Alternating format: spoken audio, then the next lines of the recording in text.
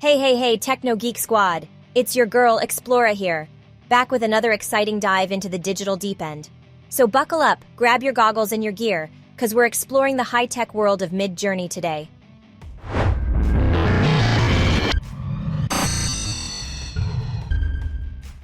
Okay, let's get this tech party started. So, what's Midjourney? Picture this, an AI genie in a bottle. You give it a wish, well, a text prompt in English. You say, paint me a sunset over a bustling city, or any random scene that pops in your head, and bam! Midjourney whips it up.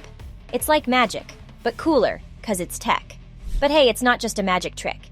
You can tinker with the results, up their quality, and download them. Basically, Midjourney's like your personal digital artist available right in Discord. Can you even? Cause I can't.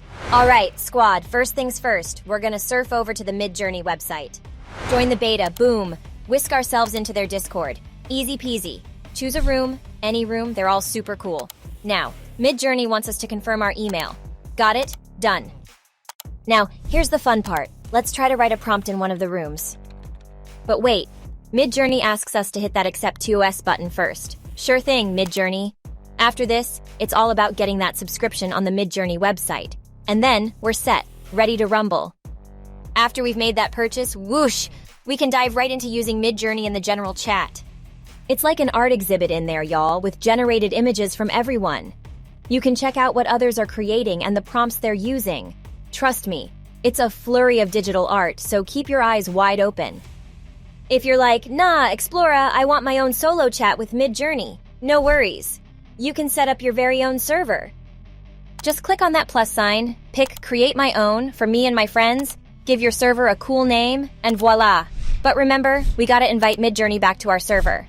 Just click on that cute little people icon, select Midjourney, and add them to your server.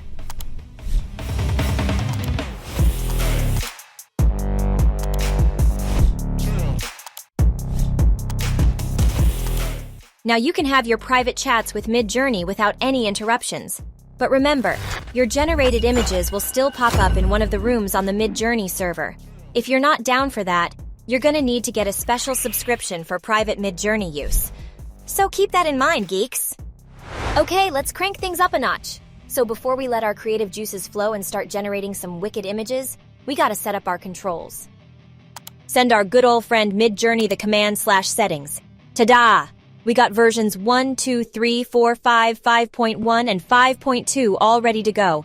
And for all you anime nerds out there, we've got Niji 4 and Niji 5 to give your images that kawaii touch. Now, let's chat about that raw mode button. This puppy determines the style of your images. With the default 5.2 model and the previous 5.1 model, we got one style, the raw style. If you like to get all hands-on with your images, or you're a bit of a photo fanatic, this style dials down Midjourney's aesthetics, giving you total control, just how we like it. Those buttons labeled Style Low, Med, High, and Very High. They're your besties for image stylization. The Midjourney bot was trained to whip up images with artistic colors, composition, and forms. So, the style parameter is basically the DJ at this party, controlling how much this training influences your masterpiece. Low stylization? You'll get super accurate images to your prompt, but they might be less artistic. Crank it up high? You get beautifully artistic images, but they might play a little loosey-goosey with your prompt.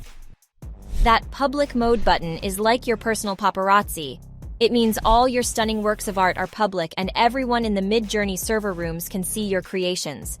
And just a heads up, if you want to change this setting, you're gonna need the right subscription with private use features. So choose wisely, my friends. We've got this awesome remix mode button that lets you switch up prompts, parameters, model versions, or even the aspect ratios between variations. Think of it like the cool DJ remixing your favorite tune. It takes the overall composition of your original image and brings a fresh twist to it. You can switch up the setting or lighting of your image, explore a theme further, or craft complex compositions. It's all about experimenting, you know? Next, we have the high variation mode. This baby amps up the visual diversity and experimental nature when generating results. And the low variation mode, which does exactly the opposite. It tones down the visual diversity when generating. Alrighty then, let's stop the chit-chat and get our hands dirty. Let's generate something. We select the command image and key in our prompt. Let's start simple, eh? Like Techno Geek Cat. Let's ask Midjourney to whip up this prompt using versions 4, 5, 5.1, and 5.2. See how these babies differ. Version 4. This cat is getting a real rough deal. Poor kitty. Version 5 did a better job. Different styles, not half bad. Version 5.1? Now this is where things get interesting. We're talking serious artwork here. Kitty number 1 has won my heart forever. The images are definitely less realistic. They're more artistic, more creative. I'm loving it. And finally, version 5.2. Similar in style to 5.1, but look at all the details. And that background. Picture number 2 could be our channel logo. Now let's try something a bit more complex. I found this prompt in one of the rooms on the Midjourney server. Let's see what we get.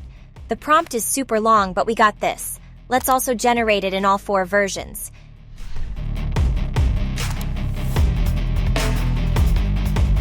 Version 4. Lovely images, beautiful girl. All good. Version 5. More realistic, but still great. Version 5.1. This is where things get juicy again. I love the style of version 5.1.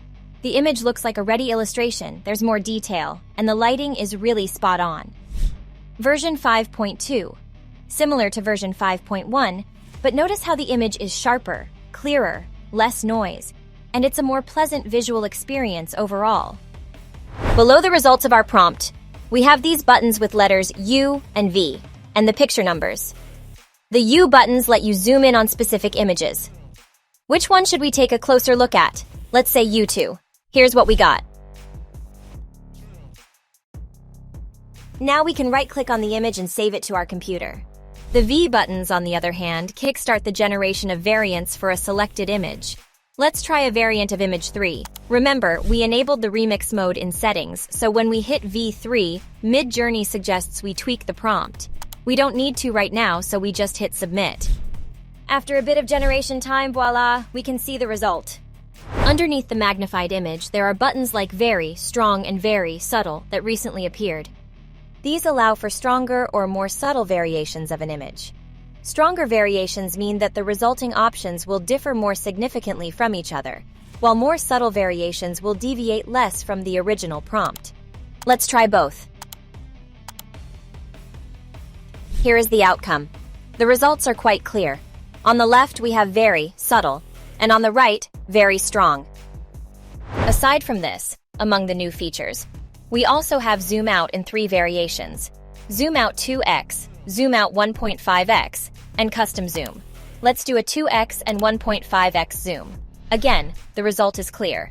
The zoom works well. The missing part of the image was well filled in the same style and with quite good detail. I'm curious to see if negative zoom would work here, meaning whether we could zoom in instead. Let's run the same prompt again, but this time use a custom zoom and set the value to -2. Unfortunately, it seems we can't zoom in.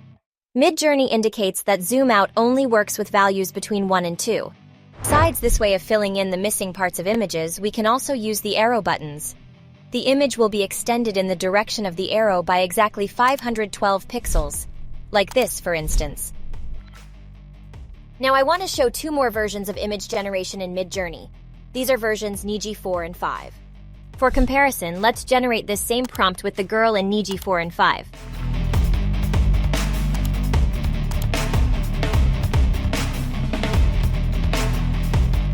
Niji 4. Not bad, but versions 5.1 and 5.2 produce much better results.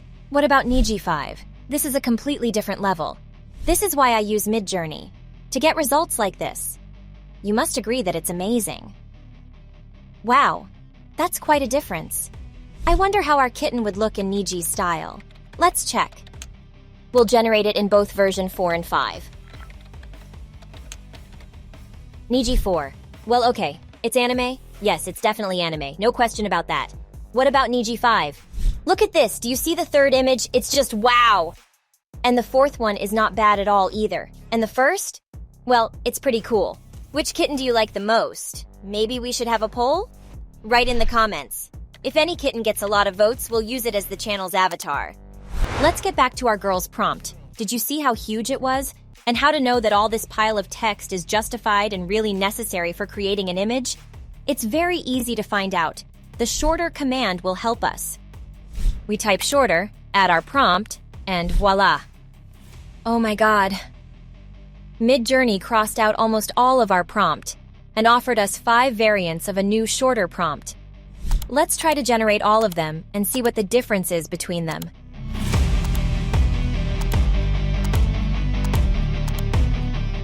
So here are the results of all 5 prompts from left to right, from the shortest to the longest. Yes, of course there is a difference. The details, background, light, and style vary slightly, but overall they are all great and all fit our description. And if there's no significant difference, why write more?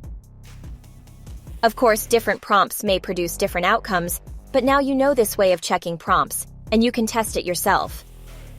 Now for an experiment, let's take an abstract prompt. For example, love rules the world. We'll make it widescreen, 21:9, and of course, use version 5.2. So what do we have? It's quite good. What do you think? Let's enlarge the 4th image. Now, using another feature in Midjourney, we can turn any widescreen image into a square. This is the Make Square button. Let's try it. I'm curious whether it will expand the image or not. Oh, cool. It really made it wider. This is just super. With these new image expansion features, we can enlarge it almost indefinitely. This is amazing. For today, we'll end our conversation about the functionality of Midjourney. But of course, that's not all. I have a bunch of different life hacks and tricks that can be used for the most effective and accurate image generation. If you're interested, like this video, subscribe to the channel, ring the bell, and then I'll understand that you're interested in this topic. And I'll definitely record another video. Now, as promised, I'm going to reveal a secret on how to get free hours of image generation. It's actually mentioned on the Midjourney website itself, but if you haven't noticed it, I'm here to walk you through it. We go to the Midjourney website, click on the Rank Pairs section, and you will be shown 2 images, one of which you need to vote for. Choose the one you like more and click on it. Then do it again and again and again. This way, you're rating the images generated in Midjourney. In turn, every day Midjourney selects the 2,000 best voters and gifts them 1 hour of free fast image generation. Please, enjoy it. And with that, we come to the end of today's journey through the features of Midjourney. I hope this video has been informative and helpful to you. Remember, the digital art world is vast, ever-changing, and full of possibilities, and platforms like Midjourney are just the start. I'm always here to answer your questions, so don't hesitate to drop them in the comments below. As always, keep experimenting, keep creating, and keep sharing your incredible works of art with the world. I'll see you all in the next video. Until then, happy creating.